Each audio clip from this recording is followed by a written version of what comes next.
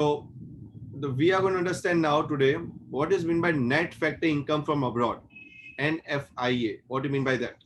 We are going to understand this, right? Today is a new concept. हम पढ़ेंगे. Now you know the word factor income. Factor income का मतलब हमने कल पढ़ा था.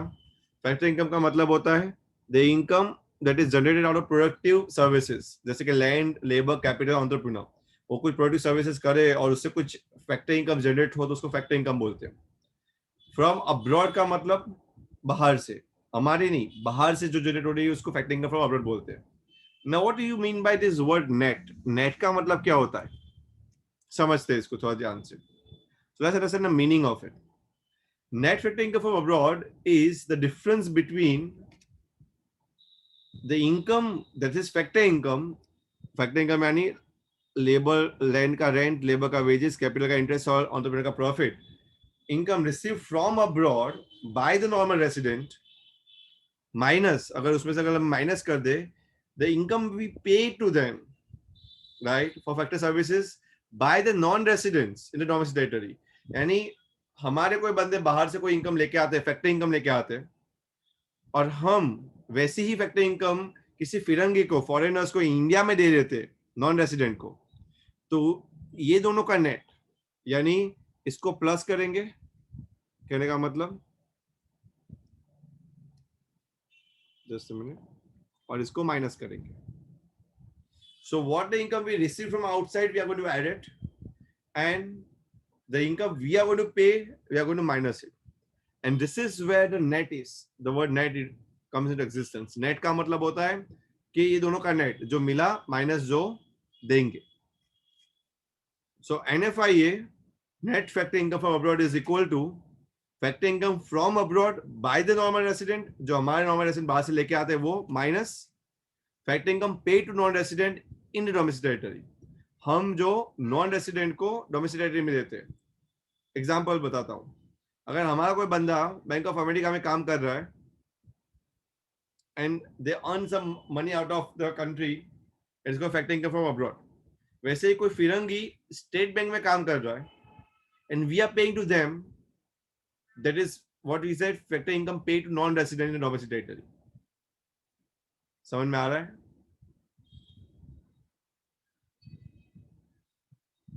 Yes, sir.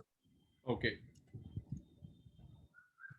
Now NFIA समझने के बाद हमको कुछ कॉन्स्टिट्यूएंट समझने हैं, यानी NFI किससे बनता है. वैसे तो हमको पता है कि देयर आर फैक्टर इनकम चार तरह की है, right. Land, labour, capital, entrepreneur, उसके फैक्टर इनकम है लैंड के रेंट, लेबर का वेजेस, कैपिटल का इंटरेस्ट और एंटरप्रेन्योर का प्रॉफिट्स. बट इसके कंपोनेंट्स, तीन मेन कंपोनेंट्स बताए गए NFIA के. इसमें चार चीज आई जाती है, पर let's understand that. First component is what we call net compensation of employees. This includes wages. इसका मतलब इस net compensation अगर मैंने बोला तो wages आ गया उसमें, right? Second, there's a net income from property and entrepreneurship in the form of interest, rent, profit and dividend. तो इसका मतलब एंटरप्रेन्योर का प्रॉफिट भी आ गया, अगर एंटरप्रेन्योर में भी अगर आप शेयर होल्डर हो तो डिविडेंड भी आ गया, यानी प्रॉफिट का हिस्सा आ ही गया, इंटरेस्ट भी आ गया एंड रेंट भी आ गया. तो ये दो कंपोनेंट ने मिलके चार फैक्टर इनकम तो ला ही दी, लैंड, लेबर, कैपिटल, एंटरप्रेन्योर की. पर इसको हम बोलेंगे ऐसे ही है, हम इसको ऐसे नहीं बोलेंगे. We will see as component as net compensation of employees as the first, net income from property and entrepreneurship that's the second, और थर्ड हम बोलेंगे net retained earnings of resident companies abroad. अगर हमारी कोई कंपनी बाहर कुछ काम कर रही है और वो कुछ पैसा कमा रही है तो वो भी net factor income from abroad में ही आएगा. जैसे कि इंडिया की state bank of India England में काम कर रही है, लंदन में काम कर रही है और वहां पे उसको कुछ पैसा कमा रही है, so it's a part of factor income from abroad. Clear हो रहा है? Yes, Yes, sir. Fine. Now first is net compensation of employees. Compensation of employees यानी एम्प्लॉइज अगर काम करते हैं तो उसका कंपेंसेशन, बट ये भी नेट अमाउंट पे. Net compensation employees is the difference between what, compensation of employees received by the resident workers that are living temporarily abroad. अगर हम temporarily abroad जाते हैं और कुछ कमा के लाते हैं, right? And यानी ये प्लस करेंगे इसके अंदर भी, and माइनस क्या करेंगे? Similar payments when we do the non-resident, जो बाहर से फिरंगी कोई आते हैं इंडिया में कमाने के लिए और हम उसको कुछ पैसा देते हैं temporarily, right? उसको माइनस करेंगे.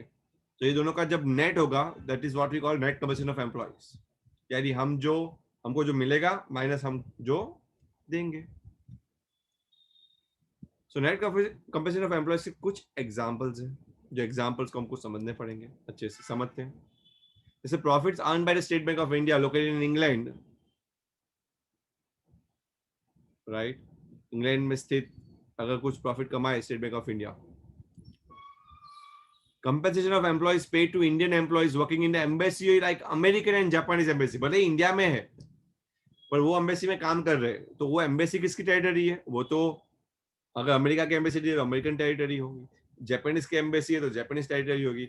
और अगर वो बंदा जापानीज एम्बेसी में काम करके कुछ कमा रहा है तो भी वो फैक्टरिंग इनकम फ्रॉम अब्रॉड ही बोला जाएगा, क्योंकि बाहर से आया है वो पैसा. वैसे ही अगर स्टेट बैंक ऑफ इंडिया की कोई जमीन है इंग्लैंड में, जैसे कि टाटा की कोई जमीन है फॉर एग्जांपल, ऐसे समझ लो कोरस करके कंपनी है और उसके पास बहुत बड़ी जमीन है और वो इंग्लैंड में किसी को रेंट पे देते हैं. Again interest income received by Indians on the bonds they purchase for foreign countries. अगर हम फेसबुक के गूगल के कुछ बॉन्ड्स ले लेते हैं और ये बॉन्ड्स पे अगर हम ब्याज कमाते हैं, again net compensation of employees का पार्ट है वो. वैसे compensation of employees paid to Indian employees working in the office of the World Bank located in India. अगर हमारे कोई बंदा वर्ल्ड बैंक में काम कर रहा है, भले इंडिया में स्थित है, कोई दिक्कत नहीं, और वर्ल्ड बैंक पैसा कहाँ से लाएगा? वो तो बाहर से आएगा ना, तो वो भी फैक्टर इनकम फ्रॉम अब्रॉड ही बोला जाएगा और वो भी नेट कैपेसिटी ऑफ एम्प्लॉइज का पार्ट है. अगेन उसमें भी समझ में आ रहा है? Yes. Okay. Remember, salary paid to an Indian ambassador in USA by the government of India. अगर इंडिया का एम्बेसडर यूएसए में होगा ना, एक रिप्रेजेंटेटिव एम्बेसडर करके, और सरकार, हमारी सरकार अगर वहां पे उनको पैसा दे रही है तो वो नेट फैक्टरिंग फ्रॉम अब्रॉड में नहीं आएगा. क्यों? क्योंकि देखो एम्बेसी जो होती है ना, भले अमेरिका में स्थित हो, पर एम्बेसी तो किसकी टेरिटरी? हमारी टेरिटरी है. तो कहने का मतलब हमारी टेरिटरी में हमने ही पैसा दिया. इसका मतलब ये होता है कि ये नेशनल इनकम नहीं, पर ये डोमेस्टिक इनकम बोली जाएगी. क्या बोली जाएगी? It's a part of a domestic income. यानी ये तो ऐसा मामला हुआ कि हमने अपने ही घर में पैसा दिया. क्लियर हो रहा है? ये तो टेक्निकल है, समझने की कोशिश करो, बहुत इजी है. यस, विनीत, विभूति, कुशल, जैनिश, समझ में आ रहा है? Yes, sir. ओके.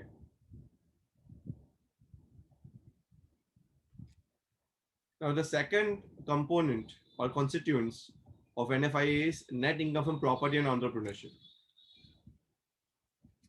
अगर हम नेट इनकम फ्रॉम प्रॉपर्टी और एंटरप्रेन्योरशिप बोले, सो वो डिफरेंस बिटवीन क्या है? Is the difference between income received by the way of interest, rent, profit and dividend by the resident of a country. अगर हम interest, rent, profit या dividend के तौर पे हमको अगर हमारे रेसिडेंट को कुछ मिलता है बाहर से, बॉन्ड्स नहीं, पर अगर हम शेयर्स में इंटरेस्ट डालते हैं और पैसा हमको ब्याज पे मिलता है डिविडेंड के तौर पे, या हमारी प्रॉपर्टी पे रेंट मिलता है, माइनस इसको प्लस करेंगे, minus similar payment made to rest of the world. अगर ऐसे ही पेमेंट्स हम बाहर वालों को दे तो उसको माइनस करेंगे, तो उसका नेट, उसको क्या बोलेंगे? Net income from property and entrepreneurship. वैसे ही net retained earnings of the resident companies abroad, जैसे मैंने बताया कि हमारी कोई कंपनी बाहर विदेश में स्थित है और वो कुछ पैसा बटोर के रखती है, राइट, सेव करके रखती है, रिटेन रखती है, रिटेन अर्निंग्स, तो वो भी NFIA का ही पार्ट है. जैसे कि net retained earnings of resident companies is the difference between the retained earnings और अनडिस्ट्रीब्यूटेड प्रॉफिट. रिटेन अर्निंग का मतलब होता है undistributed profit of the resident company located abroad, minus इसको प्लस करेंगे, यानी हमारी कंपनी कोई बाहर है वो पैसा कमाएगी तो प्लस, और इंडिया में नॉन रेसिडेंट कंपनी है, फॉरेन कंपनीज है, जैसे कि bank of America, city bank, Hindustan Unilever. हमें बता दो, हिंदुस्तान यूनिलीवर इंडिया की कंपनी है, हिंदुस्तान की कंपनी नहीं है, बाहर की कंपनी है, HUL। तो अगर वो पैसा कमाती है तो उसको माइनस करेंगे। तो this is what we call net retained earnings of resident companies abroad. समझ में आ रहा है?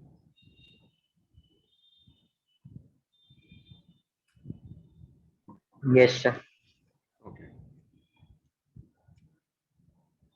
Example: is a British company operating in the domestic territory of India, a foreign companies, और Indian companies operating in Britain, वो resident India की बोली जाएगी।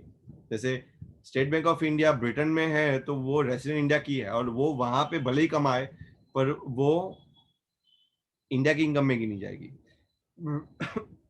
वैसे ब्रिटानिया बाहर की कंपनी है, ब्रिटेन की है, Britannia come from Britain.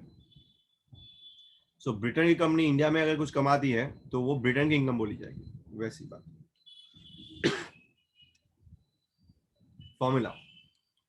Formula अगर आपको NFIA निकालना है, net rate income for abroad, तो आपको 3 चीज को ऐड करना पड़ेगा: net compensation of employees, plus net income for property and entrepreneurship, plus net retained earnings of resident companies. और अगर उसकी विस्तृत फॉर्मूला अगर हम देखें, डिटेल में फॉर्मूला देखें, तो नेट कंपनसेशन ऑफ एम्प्लॉइज क्या है? कंपनसेशन हमको रिसीव किया माइनस कंपनसेशन हमने दिया वो। इनकम प्रॉपर्टी एंटरप्रेन्योरशिप ने हमने रिसीव की रेंट इंटरेस्ट प्रॉफिट के तौर पे, माइनस रेंट इंटरेस्ट प्रॉफिट के तौर पे हमने रेस्ट ऑफ द वर्ल्ड को दिया वो। And retained earnings of resident companies abroad हमने रिसीव किया माइनस रिटेन अर्निंग्स हमने फॉरेन कंपनीज को दिया वो। This is a detailed formula, right, to calculate NFIA। समझ में आ रहा है सबको? दिस इज समराइज्ड, जो हमने पढ़ा उसका समरी है ये। Now at last for today's topic, the difference between NFIA क्या है and net export क्या है? आपको लगेगा NFIA सिमिलर लग रहा है नेट एक्सपोर्ट की तरह, नहीं, दोनों में अंतर है। NFIA factor income from abroad है। फैक्टर इनकम की जगह अगर हम जब बात करते हैं तो वो लैंड, लेबर, कैपिटल, एंटरप्रेन्योर से जो इनकम आती है वो फैक्टर इनकम बोलते हैं, राइट। वो भी तरह की सर्विसेज ही है पर वो फैक्टर सर्विसेज बोलते हैं उसको। जबकि नेट एक्सपोर्ट में जो गुड्स एंड सर्विसेज की हम जब बात करते हैं वो नॉन फैक्टर सर्विसेज है, जैसे कि बैंकिंग, इंश्योरेंस, वो सर्विस जब हम बात करते हैं, this is called non factor services. So let's understand the meaning and definition first. NFIA refers to the difference between factor income earned by the normal residents from the rest of the world and factor income earned by the non-resident। हमको मिला minus हमने जो दिया। जबकि net exports क्या है? is a difference between import and exports but of goods and non-factor services। यहाँ पे एक बात याद रखनी है, ये फैक्टर इनकम नहीं है, फैक्टर सर्विसेज की बात नहीं हो रही है, ये नॉन फैक्टर सर्विसेज की बात हो रही है यहाँ पे। सी, दोनों ही सर्विस है, लैंड, लेबर, कैपिटल, एंटरप्रेन्योर वो भी सर्विस दे रहा है, नेट एक्सपोर्ट में भी सर्विसेज आ रही, पर उसका सर्विस कौन सी है? जैसे बैंकिंग, इंश्योरेंस, ट्रांसपोर्टेशन, वैसी सर्विसेज है। तो वो जो सर्विस है वो फैक्टर सर्विस नहीं बोलते, उसको नॉन फैक्टर सर्विसेज बोलते हैं, राइट। फॉर्मूला क्या है NFIA का? सिंपल है। What's the formula? Net factor income from abroad is equal to factor income from abroad by the normal resident minus factor income of non-resident of the domestic territory। यानी normal resident को बाहर से कुछ मिला minus हमारे लोगों ने फिरंगियों को कुछ दिया फैक्टर सर्विसेज के नाम पे, राइट। जबकि नेट एक्सपोर्ट क्या है? बहुत सिंपल फॉर्मूला नेट एक्सपोर्ट की, तो एक्सपोर्ट माइनस इंपोर्ट, राइट। याद रखिए NFIA is a part of national income. National income का मतलब होता है कि हमारी डोमेस्टिक इनकम तो है ही है, प्लस बाहर की जो इनकम आ जाती है वो भी। अगर उसमें डोमेस्टिक इनकम में NFIA ऐड करोगे तो ही नेशनल इनकम मिलेगा। क्योंकि नेट एक्सपोर्ट तो डोमेस्टिक इनकम का ही पार्ट, यानी इसमें सिर्फ और सिर्फ डोमेस्टिक इनकम ही आती है और कुछ नहीं। कंपोनेंट्स, इसके 3 मेन कंपोनेंट्स आपको याद रखने हैं। कौन से? Net compensation of employees, net income for property entrepreneurship and net retained earnings of resident company से 3 कंपोनेंट को आपको याद रखना चाहिए। जबकि नेट एक्सपोर्ट में 2 ही चीज के कंपोनेंट होते हैं, एक तो export and import of goods and export and import of services. बस कौन सी सर्विसेज? Non factor services. समझ में आ रहा है सबको? हाँ सर। Yes, sir.